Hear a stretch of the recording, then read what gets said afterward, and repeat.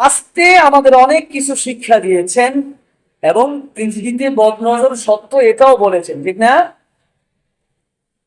কিন্তু বর্তমান সময়ে এরকম বদনজর, জাদুটোনা বা বিভিন্ন জিনিস থেকে বাঁচার জন্য আমাদের সমাজের মধ্যে এমন কিছু ভ্রান্ত আকীদা, শিরকি আকীদা বা এমন কিছু কুসংস্কার আমাদের সমাজের মধ্যে প্রচলিত হয়ে গেছে, যেগুলোর উপর বিশ্বাস করা সম্পূর্ণ শিরকি একটা মতবাদ, যেগুলোকে বিশ্বাস করা কুফরি মতবাদ পর্যায়ে চলে যায়।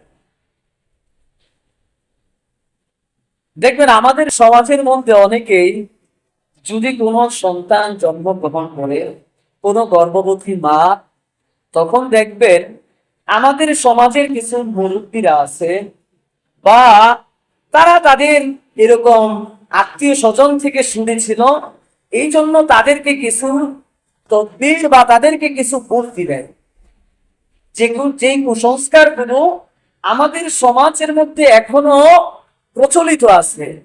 এক নাম্বার প্রচলিত কুসংস্কার হলো, এই গর্ভবতী মহিলার সাথে দেখবেন একটা মেষ, একটা রসুনের টুকরা, একটা লোহার টুকরা একটা মেসের ভিতরে ভরে ওই গর্ভবতী মায়ের সাথে সব সময় রাখতে হবে এবং তার বালিশের নিচে এগুলো রাখতে হবে। কেন? সে যেন বিপদ থেকে বাঁচতে পারে। এগুলো সম্পূর্ণ কুসংস্কার, সম্পূর্ণ শিরকি ধারণা। এরপরে দেখবেন আমাদের সমাজের মধ্যে বদনজর থেকে বাঁচার জন্য অনেকের বাচ্চার কপালের মধ্যে কাজল দিয়ে একটা টিপ দিয়ে দেয় না? এদের ধারণা হলো যদি কাজল দিয়ে টিপ দিয়ে দেওয়া হয় তাহলে তারা বদনজর থেকে রক্ষা পায়। অনেকের কপালে টিপ দেয়, অনেকে কানের নিচে দেয়, অনেকে এরকম চুলের গোড়ায় দেয়, অনেকে পায়ের তালুতে দেয়। এর মানে হলো এই কালের কারণে, এই আপনার টিপের কারণে নাকি সে বদনজর থেকে বেঁচে যাবে। এরকম অনেক কুফরি চিন্তা আকীদা আমাদের সমাজের মধ্যে আছে। আমাদের সমাজের মধ্যে আরো কিছু অশুভ লক্ষণ মনে করা হয়, যে সমস্ত বিষয়গুলো আমাদের সামনে ঘটলে আমরা মনে করি তোর সামনে বিপদ আছে, তোর সামনে বিপদ, তুই এই কাজটা করিস না, তুই বিপদে পড়বি। যেমন কেউ বাড়ি থেকে বের হলো, বাড়ি থেকে বের হওয়ার পর পিছন দিক থেকে যদি কেউ ডাক দেয় তাহলে মনে করে তার এটা অশুভ লক্ষণ। পিছন থেকে ডাক দেওয়াটা হলো অশুভ লক্ষণ। সে পিছন থেকে ডাক দিছে, তার সামনে এখন বিপদ আছে।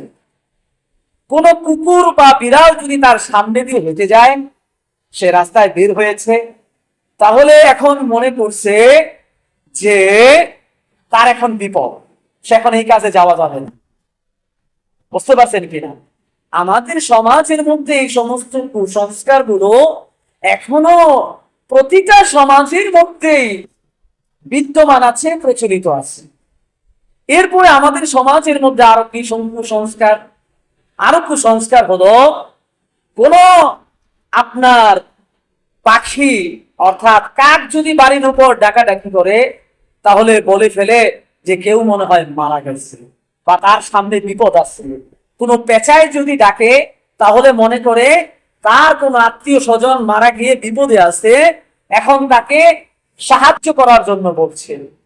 এরকম যদি স্ত্রী কুটুম ডাকে তাহলে মনে করে তার বাড়িতে একটা মেহমান আসবে। বুঝতে পারছেন কিনা? কেউ যদি পরীক্ষার আগে ডিম খেয়ে যায়, এখনো দেখবেন মুরব্বীরা বলে পরীক্ষার আগে কেউ ডিম খেতে পারবে না, ডিম খেলে সে পরীক্ষায় শূন্য পাবে। বুঝতে পারছেন কিনা? মঙ্গলবারে বা শনিবারে কোন শুভ কাজ করা যাবে না। বুঝতে পারছেন কিনা? এই সমস্ত কুসংস্কার এখনো আমাদের সমাজের মধ্যে আছে। এখনো আমাদের সমাজের মধ্যে এই সমস্ত কুসংস্কার গুলো আমাদের সমাজের প্রতিটা শ্রেণীতে আছে। আপনি যদি জিজ্ঞাসা করেন যে এগুলো আপনি বললেন কেন, তারা বলবে আরে আমার নানি বলেছে, আমার দাদি বলেছে, আমার দাদা বলে গিয়েছিল। আমার এরকম আমাদের ময়মুরব্বী আমাদের শাশুড়িরা এরকম করতে বলেছিল। বুঝতে পারছেন? আমরা গত সপ্তাহে আলোচনা করেছিলাম এরকম বদনজর থেকে বাঁচার জন্য রাসূলুল্লাহ সাল্লাল্লাহু আলাইহি ওয়াসাল্লাম কিছু কৌশল শিক্ষা দিয়েছেন, সেগুলোকে আমল করতে হবে। তবে এগুলো মাথায় ঠিক দেওয়া এরকম, এবং অনেক সমাজে প্রচলিত আছে যে যদি কারো সন্তান হয়ে মারা যায়, পরবর্তী সন্তান যদি হয় তাহলে তার নামটা এমন ভাবে রাখবে যে নামটা শুনতে খারাপ শোনা যায়, অথবা তার কান ছিদ্র করে দেয়। বুঝতে পারছেন? আগে একটা সন্তান মারা গেছে, পরে একটা সন্তান হলে পরের সন্তানের কান ছিদ্র করে দেয়। এর মানে না এর হলে তার বাড়িতে আর বিপদ আসবে না।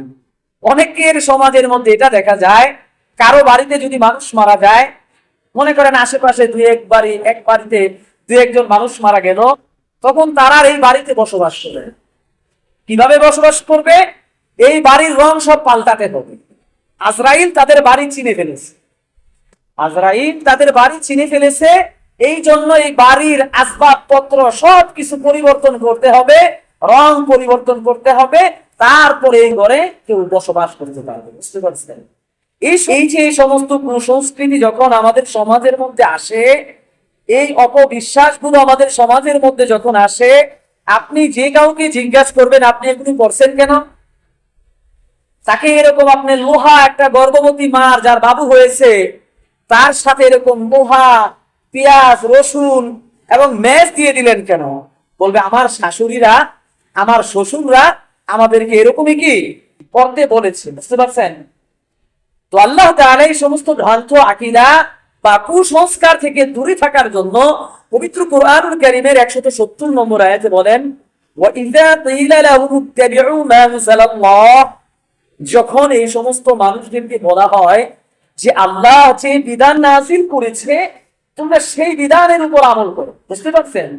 যদি কাউকে আপনি বলেন কোরআন হাদিসে এগুলো নেই, তোমার একটা রসুনের টুকরা আর একটা লোহার টুকরা, এরপরে একটা ম্যাচ কি তোমাকে রক্ষা করতে পারবে?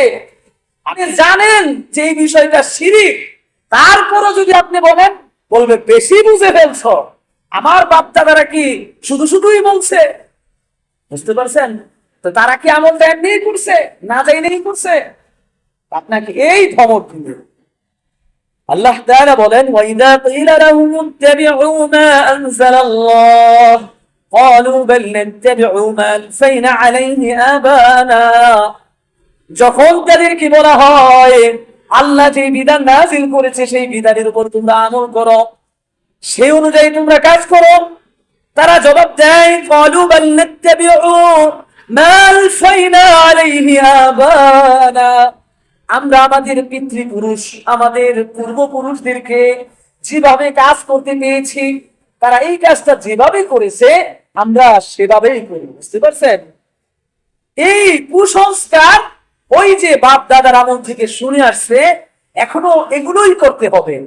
এদেরকে কোরআন হাদিসের কথা বললে তারা বলে যে আমরা আমাদের বাপ দাদাদেরকে যেরকম করতে দেখেছি সেরকমই আমরা করব। আল্লাহ তাআলা বলেন, আওয়ালাউ কানা আবাহুম লা ইয়াকিলুনা শাইআ ওয়া লা ইয়াহতাদুন, তার বাপ দাদারা যদি কিছু নাও জানে থাকে, কোরআন হাদিসের জ্ঞান তাদের নাও জানা থাকে, তারপরেও কি তারা তারই অনুসরণ করবে? বুঝতে পারছেন?